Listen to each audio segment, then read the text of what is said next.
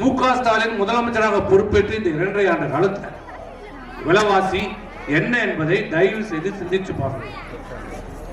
அனைத்து விலைவாசிகளும் கடுமையாக உயர்ந்திருக்கிறது. 3 மடங்கு 4 மடங்கு உயர்ந்திருக்கிறது. அரிசி, பருப்பு, எண்ணெய், கடுகு, தீப்பெட்டியிலிருந்து உப்புல இருந்து எல்லா விலைவாசியும் கடுமையாக உயர்ந்திருக்கிறது. இந்த 2.5 வருஷத்துல 2 தடவை மின்சார கட்டணத்தை உயர்த்திட்டாங்க. பால் கட்டணம் உயர்ந்து போச்சு.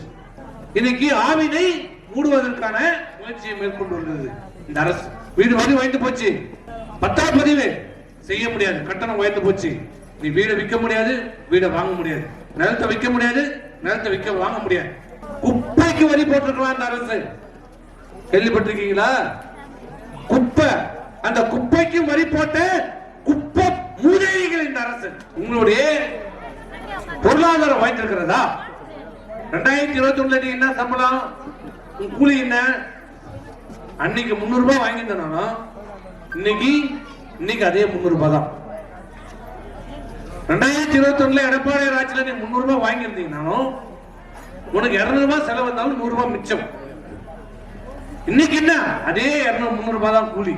கூலி உயரல, ஆனா உன் அன்றாட செலவு இன்னைக்கு உயர்ந்திருக்கிறது. வருமானம் அதே வருமானம் தான், ஆனா விலைவாசி உயர்ந்துருச்சு, வரி உயர்ந்துருச்சு, அனைத்து கட்டணங்களும் உயர்ந்திருக்கிறது. எந்த வசதிகளும் வாய்ப்புகளும் இந்த அரசு ஏற்படுத்தி கொடுக்கல.